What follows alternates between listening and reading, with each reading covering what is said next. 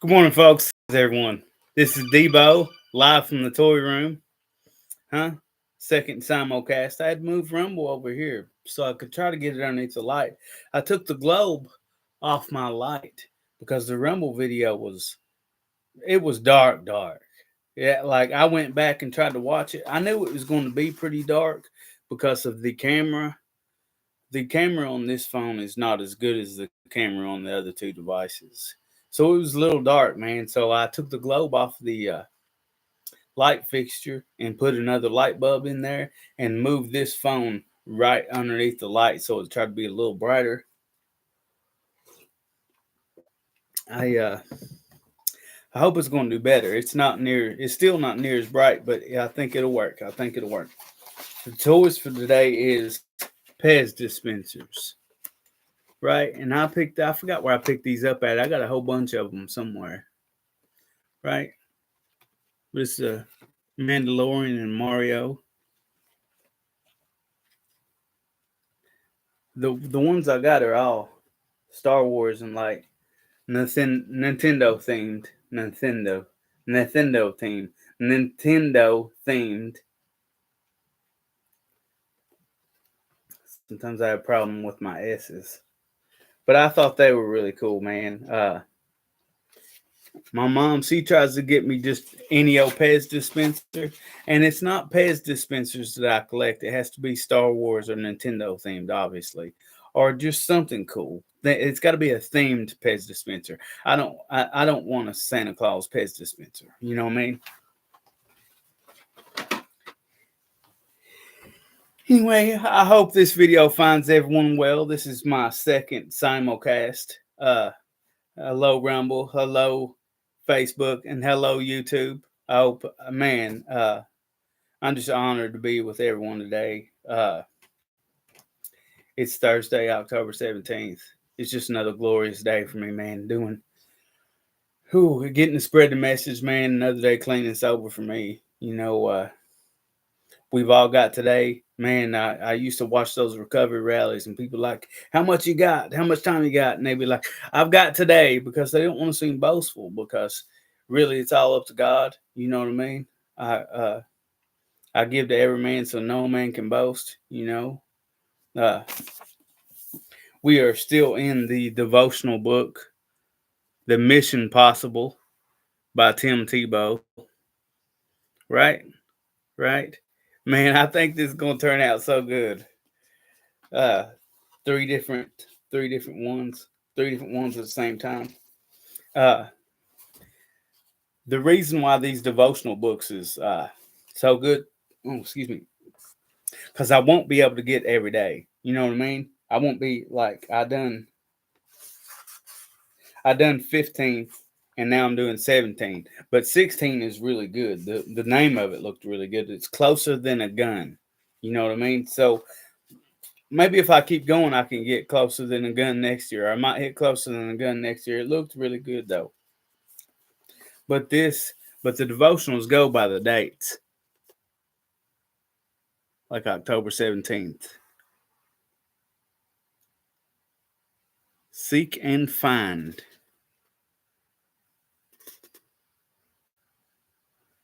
Well, that's probably not the best picture quality.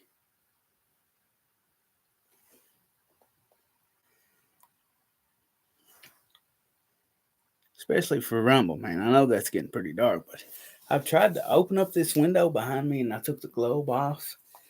But it talks about seek and find. I also got some notes here from the OP class that I'm wanting to share. And it's basically what this live is going to be about. Just sharing some experience, strength, and hope. Your sister, my sister-in-law got me those. Hey, man, that's my wife, Mary Tuttle. She said my sister-in-law got me those. Yeah, she probably did from the dollar store. God love her.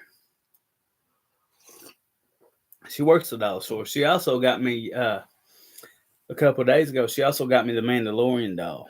You know what I mean? She ends up getting me a lot of stuff, man. She knows I'm a toy collector, and it'll take 50 years for the child from Mandalorian. He's still in the box, so it might not take 50 years. It might take 40. But it'll take 40, 50 years for that to be worth anything. You know what I mean? But it's such a sweet thought because she knows I love it, and she knows I love toys, and she just always seems to be thinking of me somehow. Man, God bless her. Seek and find. Hold up. Let me do this little magic trick where I switch glasses. You know, you're getting old and you got to switch glasses. Huh. Seek and find. From there you will seek the Lord your God, and you will find him if you search for him with all your heart and with all your soul. That's Deuteronomy 4:29. When is the last time you played hide and seek? Everyone knows the object of the game. Try not to get found. In your relationship with God, that's one game you won't find him playing. At times you may feel like he's hiding from you or trying to avoid you, but that's not the truth. God is not playing hard to get or hide and seek. In Deuteronomy 4:7, Moses wrote, For the great nations there is there that has a for what great nations or nation is there that has a God, a little g God, so near to them that the Lord our God, whenever we call him, and so near to it is the Lord our God, as whenever we call him, God is near. You know what I mean? Look, and like, and that's what my mentor was talking about. Like, I can't see it, but it talks about for what great nation is there that has a God, a little g God? You know what I mean? Because it's referencing some of the God that is not the God Almighty, that is not the Father of Jesus Christ, one and the same. You know what I mean? And so that's what he meant. Like, if you truly listen to somebody that's got some biblical wisdom to them, they will say stuff, and it might take a minute, it might take a week or so to really, like, click, you know what I mean, for God to reveal that part of the scripture to you, but he will. Just little G God, and I thought he's on some straight gangster stuff. It's like little G God, you know what I mean? But then later when it references the all God Almighty, it is a uppercase G. You know what I mean? That's what he was talking about. For what great nation is there that has a God so near to them as the Lord our God? Whenever we call him, God is near. Jesus reiterates the same idea, asking it will be given to you, seeking you will find, knocking the door shall open. For whoever opens and receives, the one who seeks and finds, the one who knocks, and it will be opened. God promises to be with us, period. They spelt it and put a period behind it. He also promotes that when we seek and we search for him, we will find him. You are not alone. As we come close to God, he is close. When we draw near to God, God is close to us. You know what I mean? And that's a powerful statement. Like, when I started when I started actively seeking a relationship with God, he actively started working in my life. You know what I mean? He started moving mountains for me. You know, uh, he talks about it a whole lot in the New Testament about the faith the size of a mustard seed, and the power of that amount of faith, and like it can grow a tree and it can move mountains, and man, he's right. I started really believing in God and having and seeking a relationship with him when I got sober, and I stopped ingesting drugs. You know what I mean? I stopped I stopped hurting myself, man. And I really started to seek God. I really started to seek a relationship with God. I really started to I really started to meet God in the middle. Uh, and that's when he really started to move in my life. Like, that's when, like, it happened before I got sober. A little bit before I got sober, I started hanging out with my aunt, and she's crazy as a best bug, but man, like, biblically, she's wise, and we started having honest conversations about Jesus Christ, and like where I wanted to be spiritually. And even though like it's so strange, man, it's so strange that we was getting high and praying together. You know what I mean? And I'm not trying to discourage or be discouraging about her in no way, shape, or form. But she would like we all got our cross to bear. We all got our shit going on, or our you know what I mean. We all got struggles. We all got we all got mental health issues. To like the veracity of them changes. You know what I mean. The levels, the weight bearing down on our shoulders change from individual. It's individualized. It's different from person to person.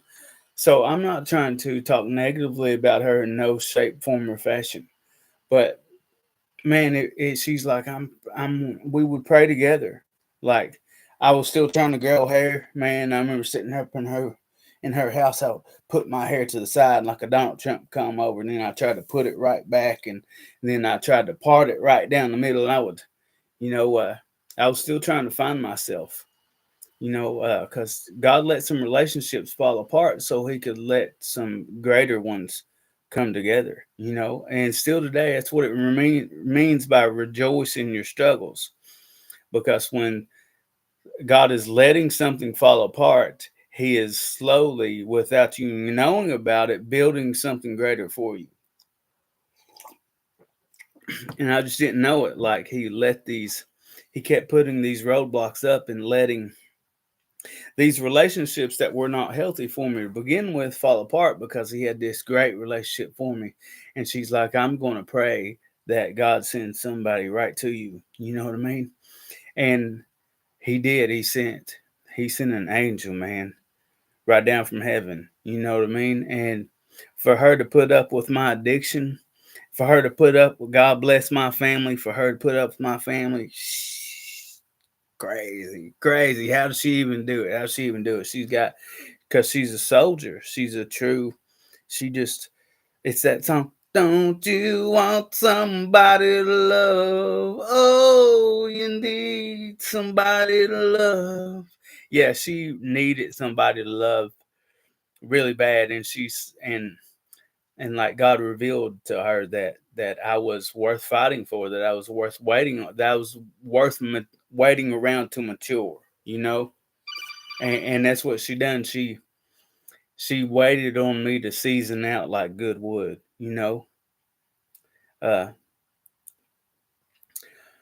Cause and from past mistakes, I realized I didn't have forever to show her that I was the man, like physically, and I was going to take care of her.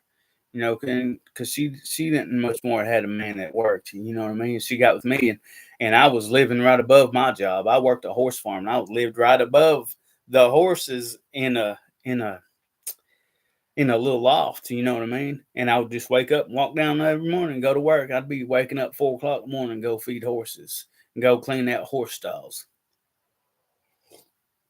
And I'm glad that God sent me strong enough to somebody that was willing to wait for me to mature, to mature in intelligence, to mature in my experience and my actual walk with Christ, and mature as a husband, man, mature as a companion, mature as somebody that was going to take care of her and how to treat her, and how we both got these books, this How a Husband Speaks and How a Wife Speaks.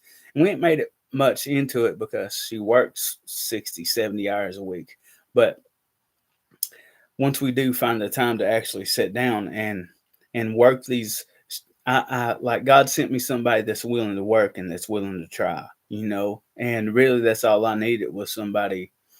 I just I wanted somebody to love, you know what I mean. And God saw fit for the right person and to send me the right person. Is that saying it's always going to be easy? No, no, not at all.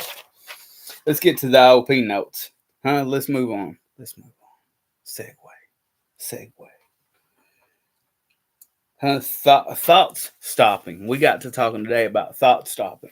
You know what I mean? And you think something negative, and how you just got to nip it right there. You got to take your pruners and just like prune it away right then. You know what I mean? You got to dig up a weed from the root from the root right then, and you got to prune it, and you got to nip. That's what they mean when they refer to nip it in the bud, because like if you cut it right behind where the bud is starting, it won't grow back. You can't, like, if you cut half of a rosebud, it'll eventually recover from that, and it'll start blooming again. But if you don't want a rose there because you're making room for another rose, or an apple tree is the same way.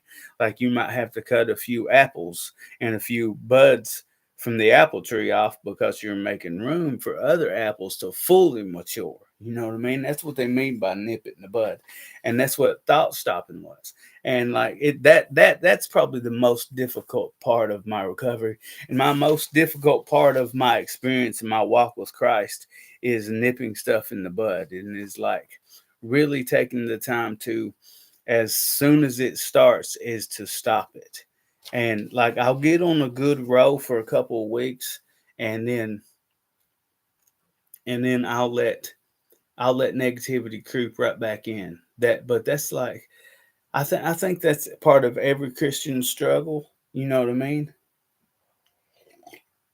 Or at least it has been for me. That's been way harder to stop doing drugs, and even like, I even got my eating under control now. Like, I'll take today, Thursdays, and I'll really eat something. You know what I mean?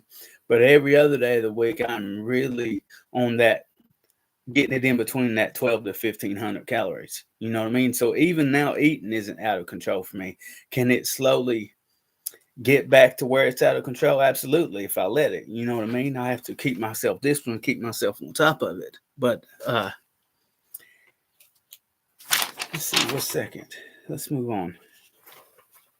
He said, I can't see my ears, and it's talking about self-reflection, and how uh, he was talking about, he was in the Hope Center. He went to Hope Center there in Lexington, and when he was getting out of character, he was getting off square. His people would tell him, "Hey, your ears are showing." You know what I mean? And like, from where our eyes are positioned on our face, nobody can, like, I can't see it. Not even out of my peripherals can I see my ears. You know what I mean? And which meaning, like, sometimes it's really hard to see your defaults of character.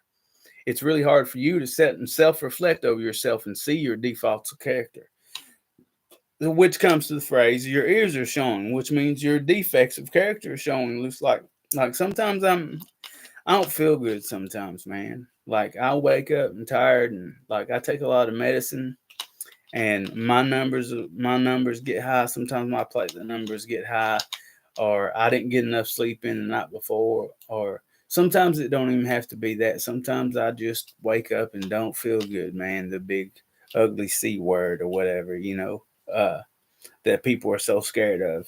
But and some people, and don't get me wrong, rightly so scared of. Don't get me wrong. I'm not trying to minimize, or cancer is a big scary word. You know what I mean? Just because it doesn't have to be that scary for me in my certain situation. It's situational football. Just because it doesn't have to be scary in my situation doesn't mean it isn't always scary. But sometimes I just don't feel good, and I'll be mean to people. I'll be ill for absolutely no reason. I don't know why, because I was raised by jerks, with jerks, to be a jerk, and I'm pretty successful at it. If I say so myself, I'm pretty successful at it, huh? Man, and I like this. It's kind of like talking to different people. Like, my view, my perspective, and my attention, my eyes are always focusing somewhere else. And I just have to take time to make sure I look at every camera, which is good public speaking skills, because you better make some eye contact with some people. If you're gonna public speak, you better make some eye contact. I don't feel like I've been neglecting you, Facebook, because I don't. This is where this is like Facebook is probably where I get my biggest audience at. And it's talking about, be the friend to yourself that you want to be to other people. You know what I mean? Like, as good as you are to your best friend in this entire world, you know what I mean? You got to love yourself that much. Uh, it was basically like a little short lesson. He covers a lot of topics, man, in the IOP and in my IOP class. And he's really become like a mentor of mine, because he covers a lot of topics, and he talks for 2 hours straight. I have to take notes to keep up with it because there's no way I could retain it all if I didn't take notes. You know what I mean? If I didn't make videos on the material. But it's just basically loving yourself and mooring lines. Man, I could do a whole lesson on mooring lines. He taught, uh, I guess it's recovery dynamics, or it was a part of this client handbook that they give you in this ILP class. That I went to counseling here a couple of times, and they offered an ILP class. I knew they offered an ILP class. And mooring lines is like these lines that these great big boats has got, and like boats on the ocean. You know what I mean? Not bolts like car bolts or mechanic bolts. This is like car or ocean boats, water boats. You know what I mean? And they'll have these mooring lines that will attach them to a solid surface, either attach them to a dock, attach them to another boat, attach them to something that holds them steady, right? And the the analogy is that our mooring lines should be hooked to God to keep us steady, right? And how you got to wake up every morning and check your mooring lines.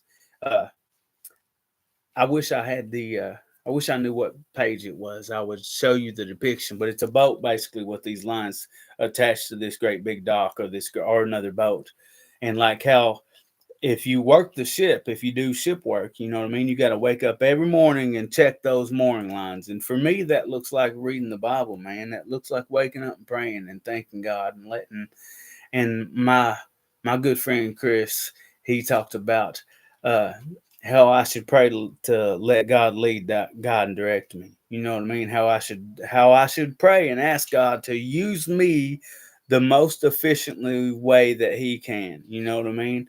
And you gotta watch what you pray for, because sometimes that ain't always gonna look pretty.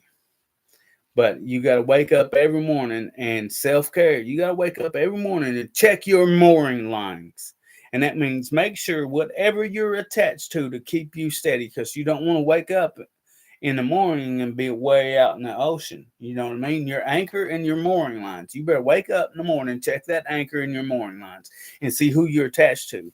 And for me, like the analogy was to God. You know what I mean? To my higher power. You know what I mean? To Jesus Christ. And because that's what He's leading me toward, is toward a strong relationship with Him.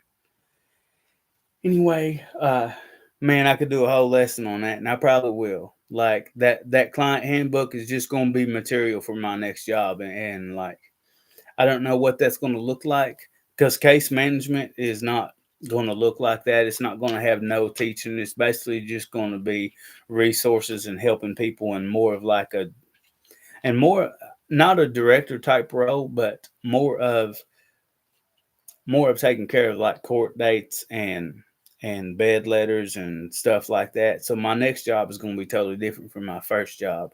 My first job was preparing me for clinical therapy. You know what I mean? And my next job is going to prepare me for more of a resource outreach kind of type position, more of a director type position.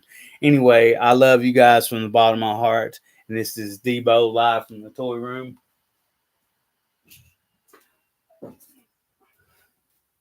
This is brought to you by the Recovery Dogs. Huh? Old Mary made a license plate for us up at the London Flea Market, Old Flea Land. This show is brought to you by the Recovery Dogs. We'll eventually get it up and going. It's I've got PAs and microphones and mic stands coming, and I've got all kinds of musical equipment. I've got it. I just need the motivation, man, and the platform. I'm not a winner person, but this show is brought to you by the Recovery Dogs. I love you from the bottom of my heart. And until next time, one recovery time, one recovery place, and one recovery channel.